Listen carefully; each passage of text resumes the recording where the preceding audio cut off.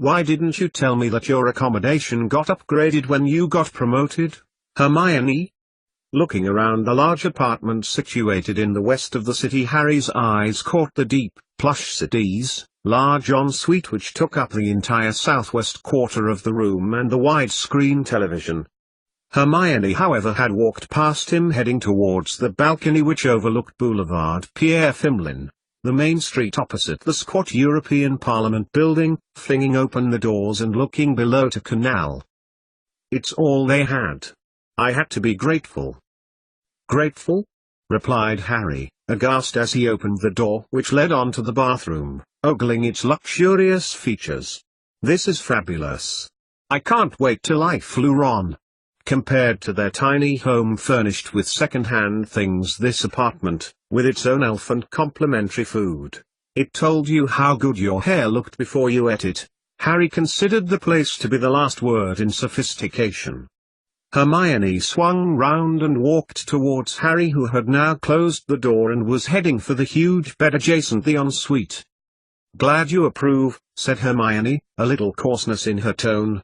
If I'd had managed to get the promotion sooner, we would have been in the Council of Magic Apartments. Not that I'm complaining, she added quickly, sensing Harry's fixed hold on her as they hugged.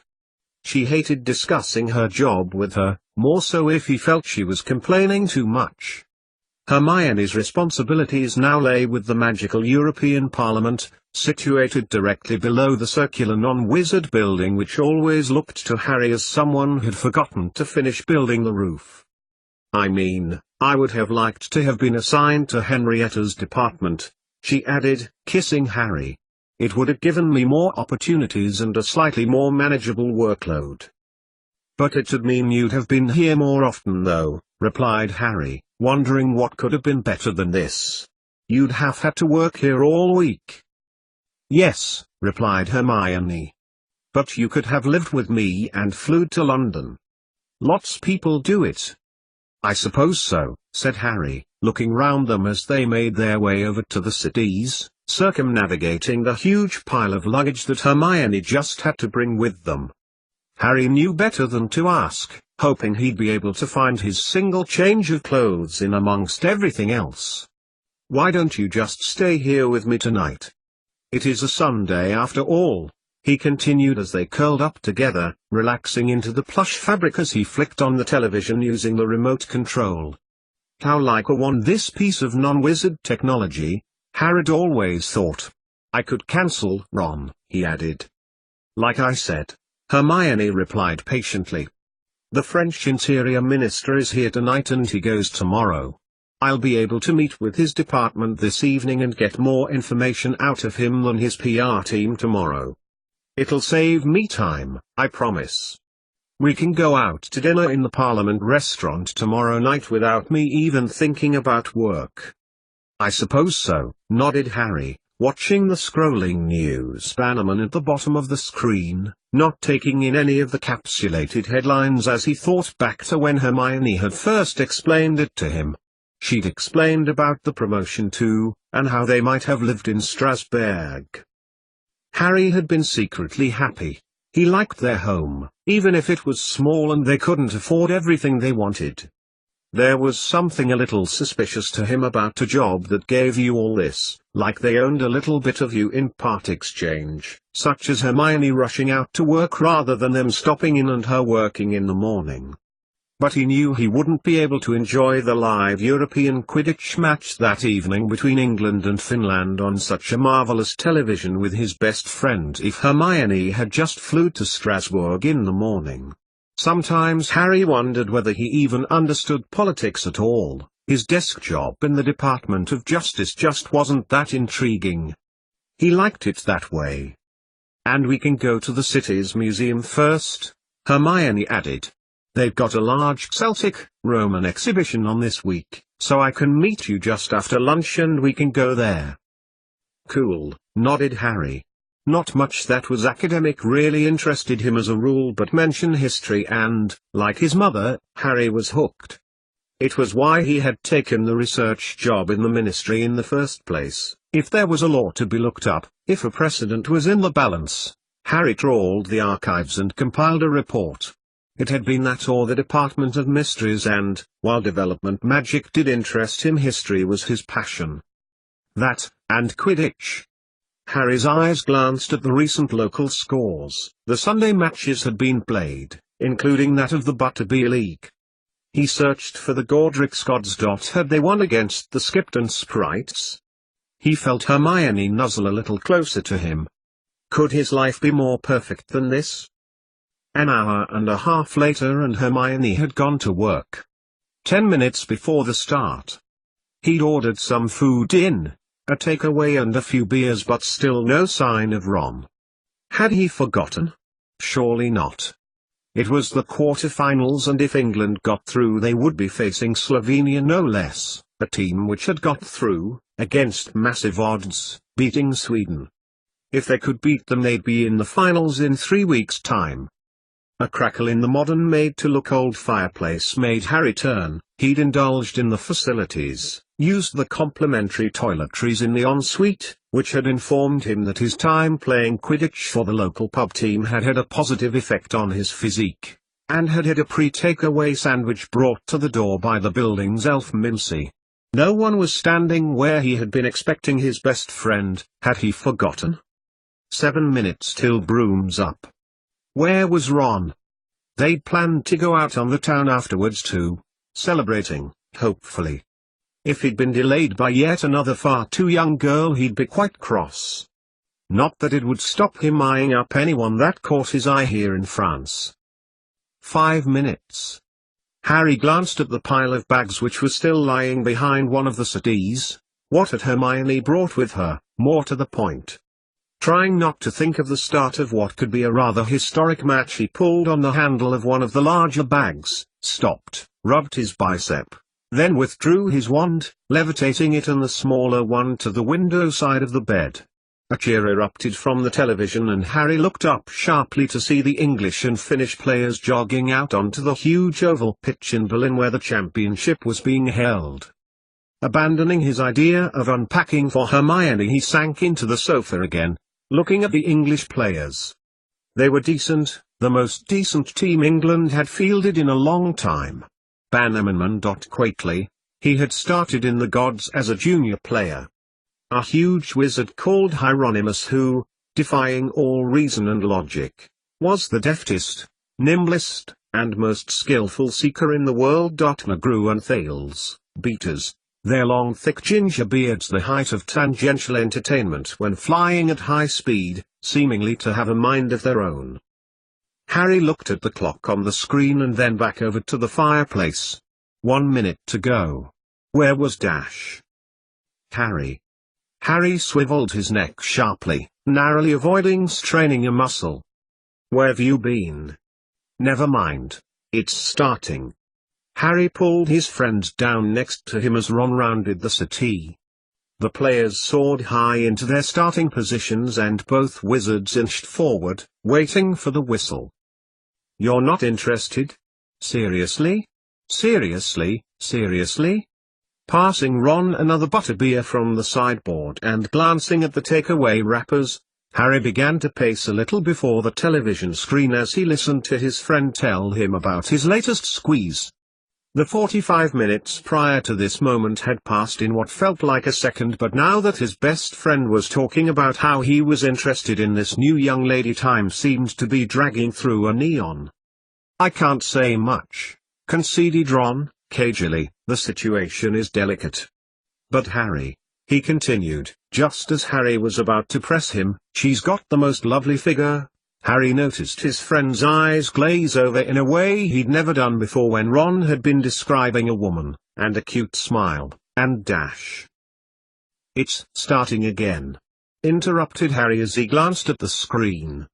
He flopped down next to Ron, a pile of creepy crisps, a childhood favorite, in hand. As the Finnish team trooped back out, brooms aloft in both hands as they approached the England team, Harry also realized he felt grateful. He also hoped, as he watched the referee, an ex-Bulgarian champion and now chairman of FICWA, the Federation of International Quidditch Association, blow on his whistle. that Ron hadn't got himself mixed up into anything too serious. An hour later and both wizards were tearing around the apartment yelling and thumping one another on their backs.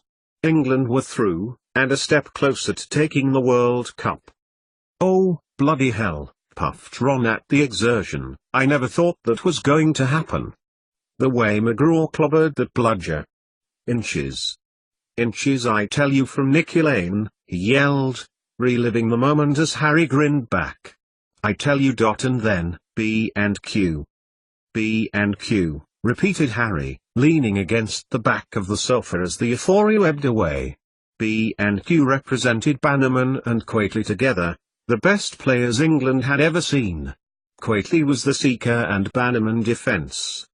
How they coordinated their moves so well was anyone's guess, but they'd managed it. Bannerman had waited till almost the last moment to deflect the finished goal just as Quaitley's fingers closed over the wings of the snitch, plucking it from the air as he curved around the pitch at high speed. "I'll never forget that as long as I live," concluded Ron as he leaned next to Harry. "That was really one to see.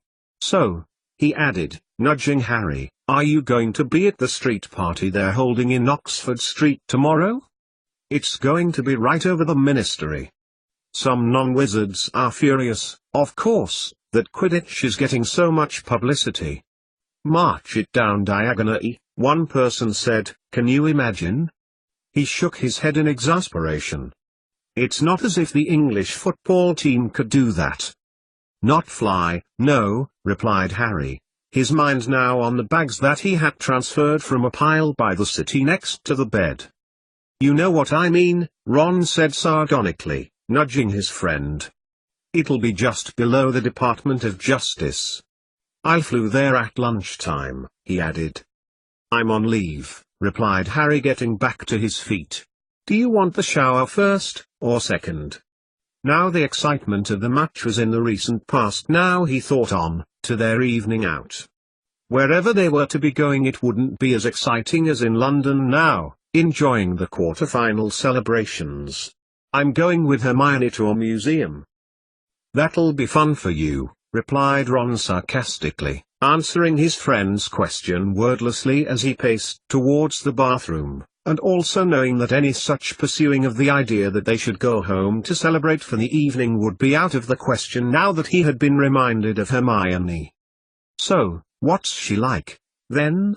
shouted Harry, having given Mimsy the elf their dirty crockery and take-away wrapper-strewn tray and beginning to navigate around their 2 weeks' worth of clothing that Hermione had thoughtfully packed for 2 nights away.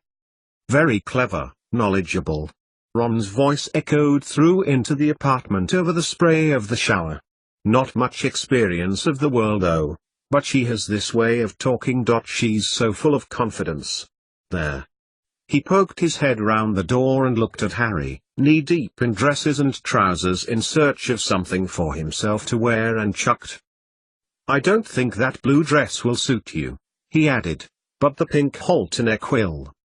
"Shut up," said Harry, getting up from his crouching position. "Must be in the other bag. I'll have the shower first, then find something." He passed by Ron as his friend was beginning to dress. "So she's like Hermione, then?" "Not really. Hermione is more academically able. She's more perceptive." "She's a non-wizard, then?" "I didn't say that," replied Ron. "I just said it was delicate. Complicated. You said that last time when you were seeing Kaylee. And her brothers came looking for you with cricket bats." "Katie," replied Ron, "and yes, there was a bit of a misunderstanding there. But no. She's younger than you?" Harry called back through the bathroom as he switched in the shower. "Not much. 19. "That's a lot younger, Ron," replied Harry, watching his friend tuck a checked shirt into jeans. "You're 28. "Yes, I suppose so," nodded Ron. 10 minutes later, and, as Ron watched the edited highlights of the England-Finland match, Harry was again on the hunt for clothing. "Have you seen this?" Pulling out the documents from the bag where he had stashed them before they had left, Disguised amongst some of Hermione's work, Harry removed the letter and book which had arrived the night before last in the early hours of the morning. The other books, which Hermione had thought she had binned, Harry had rescued and were now on the bottom shelf of the bookcase in the spare room. "Would you read these? They arrived addressed to me 2 nights ago at home." Harry glanced at the heap of clothes again as his friend narrowed his eyes slightly, wondering why a letter was more important than Harry getting dressed. Ron took the letter though and, with a brief squint, began to read as Harry found a pale lemon cotton shirt and some jeans to wear. "What do you think it means?" asked Ron, having read the letter and looked at the still blank torn-out pages, shifting his weight from foot to foot as he stood at the end of the bed trying to concentrate. "What is all of this? Do you remember those books I had that came in the post? We sat at the kitchen table and read them." He watched as Ron frowned, looked back at the letter and then again at Harry. "If you take what is written here literally, then why am I still interested?" asked Harry, interrupting Ron's train of thought. "After this came I went back to the original books that had come." "The ones Hermione threw away?" "Yes." Harry looked back to the letter that Ron was still holding. "I retrieved them before dustbin day. Look." Harry pointed to the second paragraph down. "I can see every piece of logic that says this is a big joke, or sent to the wrong person, or whatever, but But? Prompted Ron doubtfully. "It says that only I can reveal what is written. I don't know what those are." He waved his hand towards the torn blank leaves. But those pages were empty just like those when I first looked at them. And now? Well, before we went, Hermione was packing, so I took a look at them. The first one was the story that never was, like you know. But on the second there were some words, at the back, the last page, right at the bottom, when everything else is empty. They said help me Ron, emphasized Harry, looking earnestly at his friend. "What have I got to do with anything?" asked Ron, handing the letter and pages back to Harry. Harry stopped and thought for a moment before comprehension dawned. "No, not help me Ron," he continued, laughing momentarily, "just help me. What if this is to do with Mrs. Lupin? I mean, she wrote that book. And it also says in that letter that someone was in danger. She's missing, isn't she? We know that much. So? Well, whoever wrote this letter was either stone serious or is playing a very sick joke at my expense." He glanced back at the letter. "If you take this literally, it begs for help on someone's behalf. It says they're in deep trouble." "Well, doesn't actually say that, as such," Harry conceded, taking in Ron's doubtful expression. "But Ron, what if it is true? If I just ignore all of this and someone, perhaps even Mrs. Lupin, needs my help? Perhaps I'm the only one who can help." Harry began to pace as the thoughts which had raced round his mind 2 nights ago came to the surface. But who are they? How can I find them and help them? How do you know that this so-called person in trouble is not playing an interflu game of Cauldrons and Dragons, and this hasn't just appeared at random on your doorstep? Ron took the documents from Harry, holding them out flat in his left hand. Over the letter and the blank pages Ron swept his now drawn wand. No evidence of being through the flu network. British Flucom engineer Weasley carried out a few other basic checks before handing it back to Harry before waving his wand once more. "Nothing to do with Fred or George either," he added. Harry looked at him, one eyebrow raised. "I know their code spell for the entire Wizarding Weasley Empire. If it was them it'd have shown up. The history of vibrations are stored in the very atoms." "Of course," nodded Harry. "Level 1 magic, taught to all within the first term at Hedgewood's."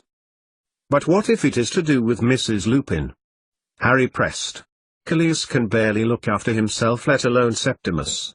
And according to Sam he's terrified." "Seriously?" A young boy whose father has been ravaged by vampires and whose mother has gone missing? Of course he's scared. Even if Remus suddenly does wake up and returns to full health. Imagine what he could be like. Your dad bitten by a vampire and then you found out your mum, who's been away for such a long time, has gone missing. Imagine if it was your parents. You've given this a lot of thought, replied Ron, a tone of annoyance and exasperation in his voice. But his tone was honest. From anyone else Harry might have thought his friend was mocking him, but Ron, he knew, did mean it genuinely. And it says a lot about you that you think someone is in trouble, he continued. What does Hermione say about all of this? When Harry said nothing and stowed the letter and pages back between the two documents between which they had earlier been sandwiched, Ron nodded knowingly. She's got so much on, Ron. I know more than she's telling me, and I know that she wants to do her utmost to impress. I mean, he waved his arm around the room. This is impressive, it's great, but it's taking up so much of her time. She's at a meeting chaired by Draco Malfoy tonight. So, concluded Ron, summing up his friend's discomfort in one syllable and clapping him on the back, all of this is to do with Hermione spending time with the one wizard in the European Parliament this side of 30 and voted sexiest bum 5 times in a row in Witch Weekly's annual poll. No, said Harry, wondering how his friend would know about sexiest bum. Ginny, said Ron, answering Harry's silent question. Look, all of this, it's probably just a joke. Someone winding you up on your birthday, said Ron, thinking about the night on the town they were supposed to be enjoying right now. Forget about it, boy who lived. Harry shot him a look, sensitive as he still was by his inclusion in Mrs. Lupin's ridiculous book. Chosen one then, if you prefer, continued Ron, cheekily. You know who isn't here, remember.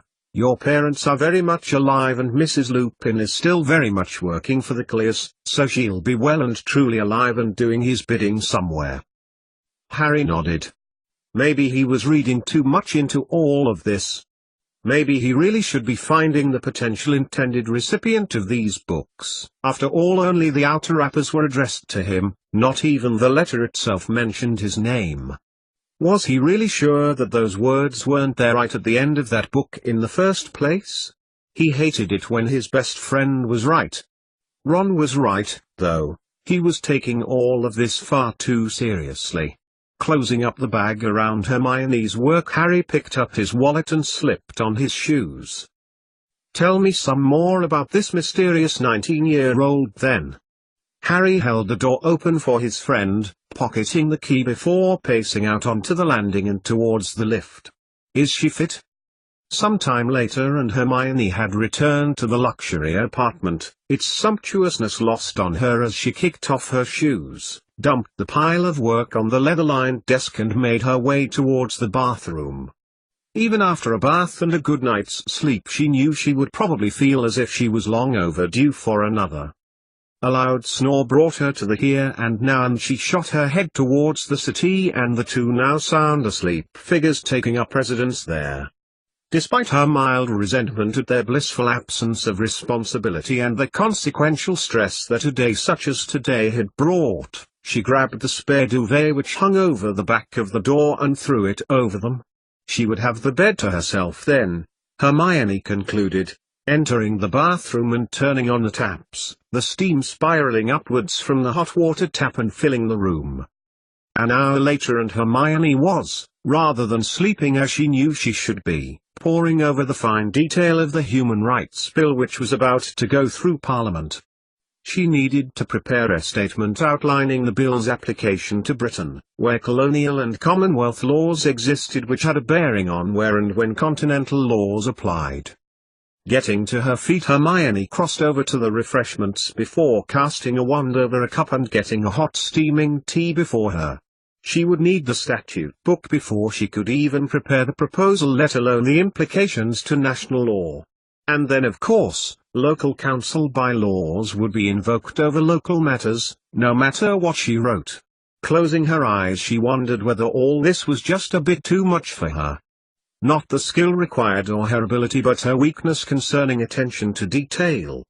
Working in her own pernickety manner meant hours of time spent studying dry law books, parchments and documents before she had even finished the introduction of many of her reports. Not that Harry seemed to mind. On the contrary, he supported her wholeheartedly, fitted around her erratic and often prone to change lifestyle. Hermione had once overheard Harry fooling Ron and telling him that he wouldn't have her any other way. But sometimes she wished she could give Harry the same in return. His job was mundane, run-of-the-mill, ordinary, compared to hers. Perhaps that in itself pleased him, no matter what she thought of, for want of a better word, a secretary in the Department of Justice. Perhaps the contentment of a stable job was actually what he wanted. Just then, she noticed that a small stack of books and files with familiar pale green and lemon covers and smiled. Hermione knew she hadn't got all of what she needed despite going through everything at work and home, packing and repacking for almost 2 hours. At least she might find something useful in there. Getting to her feet, Hermione began to pace tiredly across the carpet, trying to keep down the noise, before seizing the files and returning to the desk. Just then a light in the fireplace caught her attention. "Hermione?" "Sam." She crossed the carpet immediately and knelt before it, lowering her voice. "Is it Harry you want?" "Because he's asleep," she qualified, hoping that her soon-to-be brother-in-law would go quickly. "Oh, okay," replied Sam casually. "Nice place you're staying in. Not bad for a hotel." "It's a work apartment," corrected Hermione. "But Harry is on holiday, isn't he?" "Yes." "You're not serious?"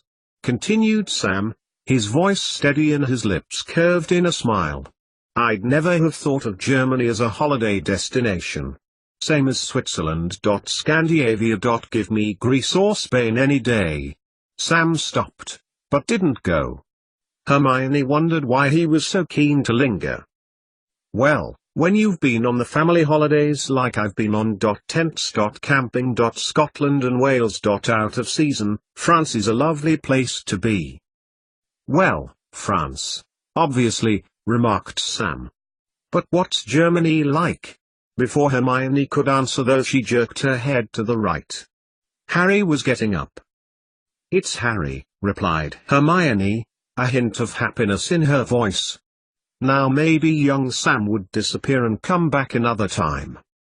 "Hi Sam," said Harry, as he walked unsteadily, bleary-eyed towards them, before taking Hermione in his arms and giving her a big kiss.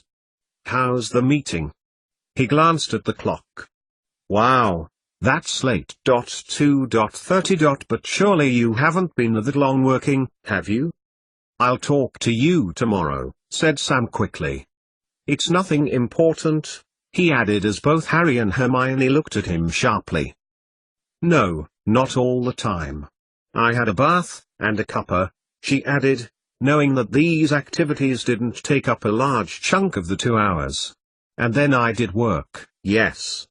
She walked back over to the desk, throwing the files onto the desk, trying not to think of the confusion that had been that afternoon and evening. So much to do, so much to organize. So many people to meet and languages and buildings to navigate. And, as Ginny had rightly told her from her Draco Malfoy obsession, the president of the magical European Union was indeed eye candy. All these distractions, and even Henrietta Edwards could not be found, so that she could deliver a message to her from the combined government. "But these'll keep till tomorrow," she added deliberately. "Come on, we all need some sleep." She glanced past Harry's bare shoulder, meaningfully. "Ron's got to go early in the morning. He's got an early BF shift, fixing the flu network just outside Ealing. It's a big job, he says," said Harry, making his way with Hermione to the bed.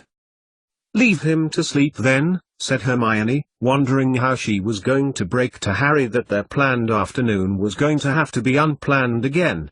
Was it a good match? "We got through," said Harry, glancing back towards the desk. knowing that the letters sent to him and those blank pages were there, somewhere. He was too tired to notice that Hermione was showing unusual and possibly purposeful attention to a match of a sport about which she was usually indifferent.